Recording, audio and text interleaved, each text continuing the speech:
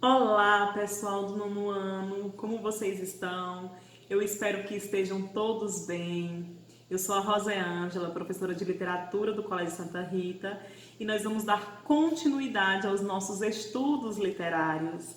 Nas aulas anteriores, nós trabalhamos o gênero épico e o gênero lírico, e hoje nós vamos dar continuidade ao estudo do gênero literário com o gênero dramático.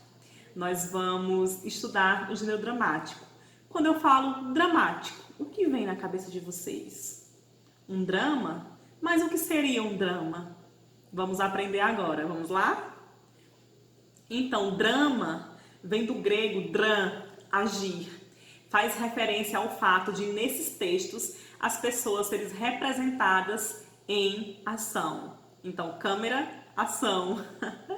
Então, o drama, ele é um gênero literário do qual ele é feito para ser representado, ou seja, encenado. Os personagens, eles vão agir, eles vão praticar ação, então eles vão encenar.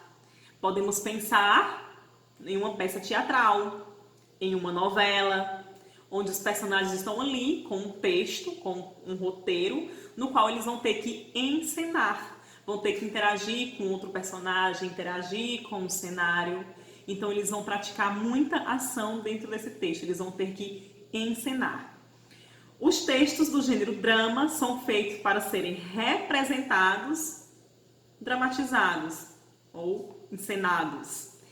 Portanto, textos dramáticos são aqueles em que a voz narrativa está entregue às personagens, que contam a história por meio de diálogos e monólogos. Então, aqui nós podemos pensar em uma peça teatral, onde nós temos personagens interagindo, um ou mais de um personagem. Quando eu tenho apenas um personagem dialogando, eu tenho um monólogo, onde o monólogo é quando o personagem ele fala consigo mesmo, ele está ali falando, mas ele não tem uma outra pessoa para ouvi-lo, para escutá-lo, para respondê-lo. Então, isso é um monólogo. E o diálogo é quando há mais de uma pessoa conversando, se comunicando, interagindo. Então, se nós observarmos as peças teatrais, nós temos peças teatrais apenas com monólogos e peças teatrais com mais personagens, onde há esse diálogo. E tudo é encenado. Nessa encenação, há expressões faciais, há gestos. Então, não há somente a fala, há também toda uma expressão junto com essa fala.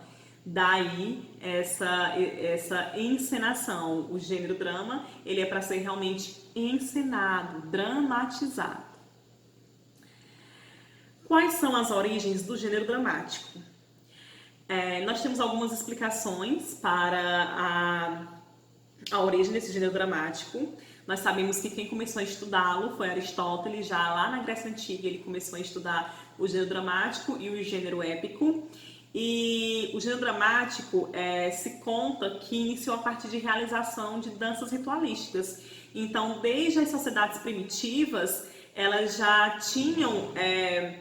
era comum para eles fazerem festas, fazerem festivais.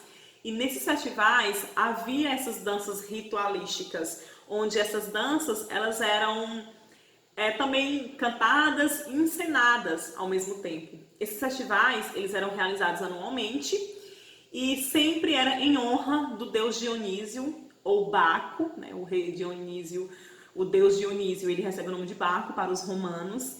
E nesses festivais era em honra a esse deus e eles bebiam, cantavam e louvavam a esse deus. Uma outra explicação também é que nessas festas havia um coro e esse coro ele entoava hinos. Esses hinos eram chamados de ditirambos. E esses ditirambos eles narravam trechos da vida do deus Dionísio. Depois desse coro, ele foi dividido em perguntas e respostas, que era coordenado por um corifeu, que era o regente ali do coro, né? E mais tarde surgiu o Hipócrates. Esse Hipócrates era um ator protagonista.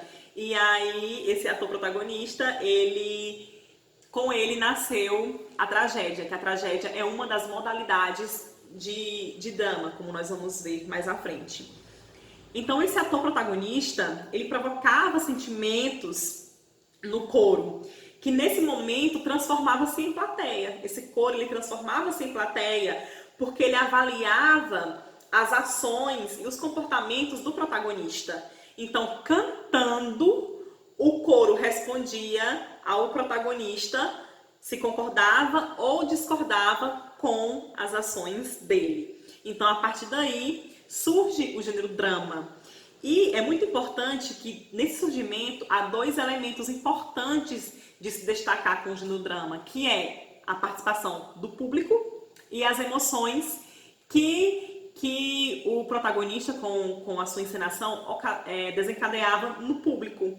Então, nós temos aí o gênero drama com o público e as emoções desencadeadas pela representação, como aqui está. A origem do gênero dramático destaca dois elementos que até hoje são essenciais para esse tipo de texto. O público, porque o gênero drama ele precisa de um público para assisti-lo, e as emoções que esse texto provoca em nós.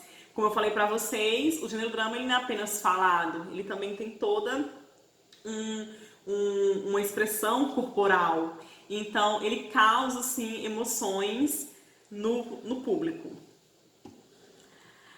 O gênero dramático na Grécia Antiga. Então, nós vamos ver que surgiu duas modalidades de drama na Grécia Antiga, que foi a tragédia e a comédia. E nós vamos estudar no momento a tragédia. No início, drama e tragédia eram sinônimos. Eles faziam referência a uma encenação que representava ações humanas. Então, essas ações humanas, elas simbolizavam uma transgressão de ordem do contexto familiar ou social. Os elementos trágicos, por definição, era a paixão, ou pathos, eu não sei como pronuncia em grego, gente. Fatos, né, em grego. E essas paixões, ela levava o ser humano a se comportar de maneira irracional. Ele poderia ser violento, irracional, e ele ignorava as leis humanas ou divinas que organizavam a vida, né? Essas paixões acabavam deixando o homem irracional e a partir daí desorganizava a vida, né, lá dentro desse homem. E a gente viu também que as tragédias, eles vão desenvolver certos temas, certas paixões humanas. Os personagens, eles são personagens nobres e heróicos. E o grande objetivo da encenação de uma tragédia é desencadear no público terror e piedade. A purificação desse sentimento da plateia, provocada por essa experiência estética, recebeu o nome de catarse. Então, catarse, esse nome se dá ao efeito que a obra ela provoca no espectador. Então, a catarse seria a reação que o leitor sente ao ler o texto, ao ver, com a emoção que ele sente ao ver aquela encenação. Então, é o que a obra ela provoca no espectador. Portanto, a tragédia ela pode ser definida como uma peça teatral na qual figuram personagens nobres e que procura, por meio da ação dramática, levar a plateia a um estado de grande tensão emocional. Importante, né? É muito importante porque a origem do gênero drama pede isso. Nós vimos lá no início que começou com hinos sendo cantados e a partir daí o próprio coro ele começou a participar com o protagonista, porque provocava emoções no coro. Então, é muito importante que essa peça teatral, essa encenação, ela provoque emoções, uma tensão emocional no espectador. Então, geralmente, as peças trágicas terminam com um acontecimento funesto. Então, tragédia. Então, tragédia, o nome já se dá, daí ele realmente provoca a emoção, deixa o espectador tenso, e ele termina com um final não muito bom, um final triste. Visto a tragédia, nós vamos ver a comédia, que seria aí o oposto. Então, a comédia, assim como a tragédia, ela surgiu em festivais realizados em honra ao deus Dionísio, como nós podemos ver. Então, alguns desses festejos, eles costumavam acontecer na primavera, e ele apresentava um cortejo de mascarados. Então, as pessoas, elas iam mascaradas, elas iam a pé ou em carros, e elas percorriam o campo dançando e cantando e recitando poemas jocosos. E nesses poemas, eles satirizavam personalidades e acontecimentos da vida pública. Quando o Esparta ele derrotou Atenas na Guerra do Peloponeso, a democracia chegou ao fim, comprometendo a liberdade de expressão, né, dos autores. E aí as comédias, eles abandonaram os temas críticos e passaram realmente a satirizar somente os costumes das pessoas comuns. Eles não falavam mais sobre as pessoas públicas, e sim sobre pessoas comuns. Então, esses cortejos, eles recebiam o nome de cosmo, e deles deriva o nome comédia, ou comódia. O comus, procissão jacosa, mais oide, canto.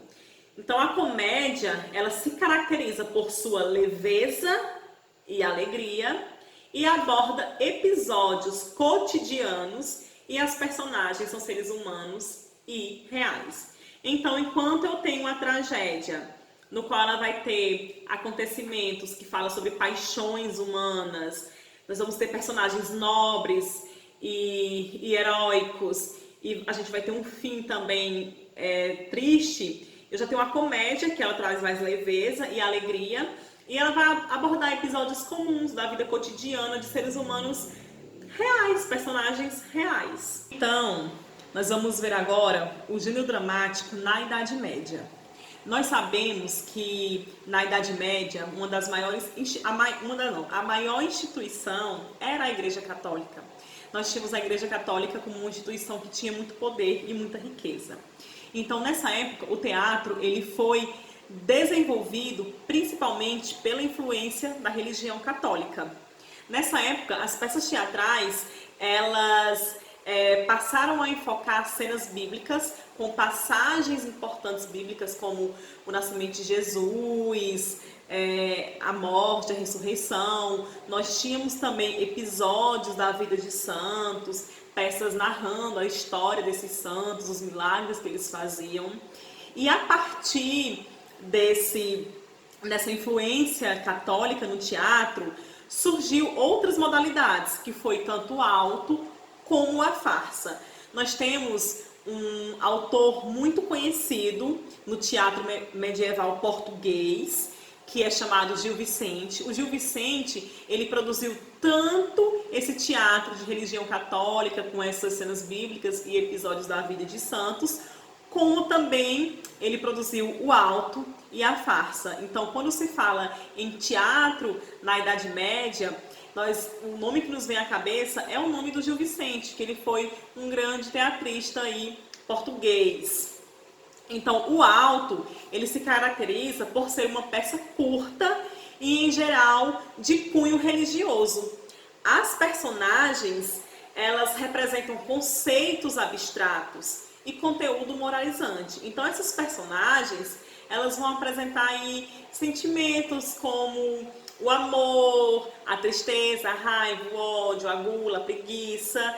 E esses autos, eles sempre vão ter conteúdo moralizante. Um auto muito conhecido do Gil Vicente é o auto da Barca do Inferno, onde nós vamos ter aí diálogos entre os personagens. Nós vamos ter uma barca que ela é dirigida aí pelo diabo, que é a Barca do Inferno, e a barca do céu, que ela é dirigida pelo anjo, e a gente vai ter aí passageiros nessa barca, onde eles vão dialogar, né, com o anjo e com o diabo, e é uma linguagem, a gente percebe, com tom satírico, crítico, mas que tem uma lição pra gente, que é justamente moralizante.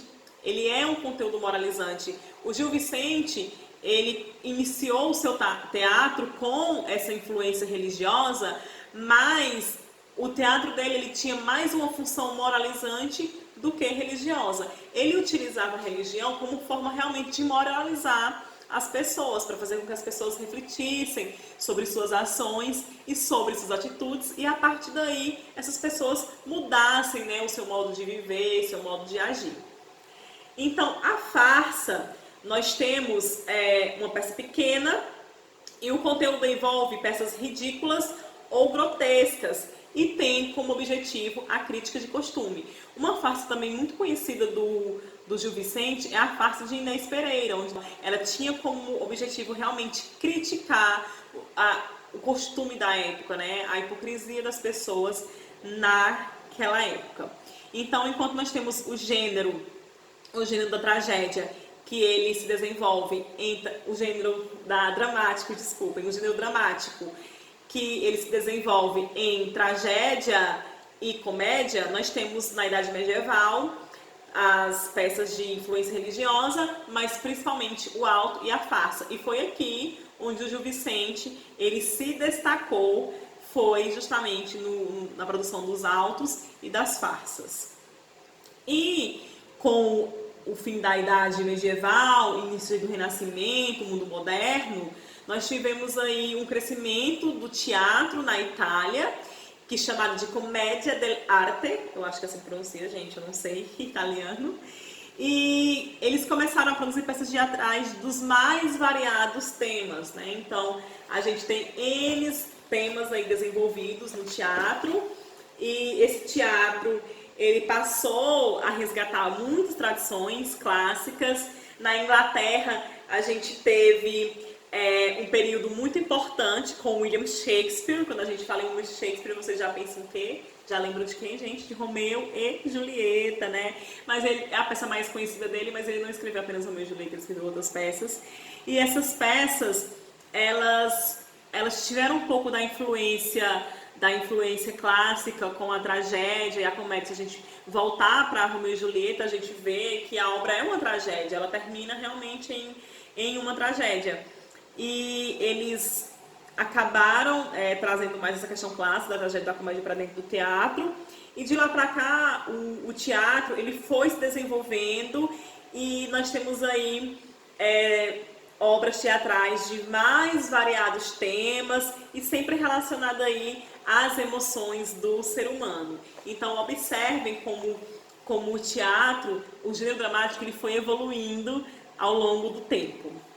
Então o nosso conteúdo de literatura, ele termina aqui, o capítulo 3 e o capítulo 4. O capítulo 3 é o gênero épico e lírico e o capítulo 4 é apenas o gênero dramático.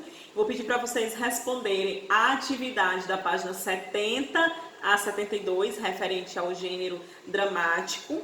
Também peço para vocês responderem o simulado lá no final do livro, da página 226 a 230. O simulado tem lá capítulo 3 e capítulo 4, cada um com 5 questões. Então vocês respondam, são só questões objetivas. E responder também a atividade de revisão que vai estar disponível lá no link no link do Google Drive da escola. Então vocês entrem lá no Instagram, lá tem um link, acessem a pasta do nono ano de literatura e baixem a atividade de revisão. É muito importante, pessoal, que vocês façam essas atividades, porque são nessas atividades que a gente pode ter a certeza se entendeu o conteúdo, se tem alguma dúvida.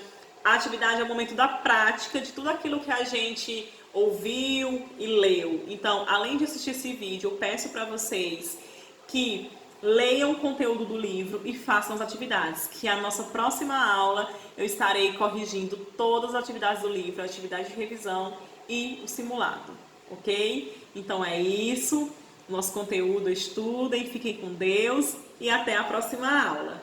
Tchau!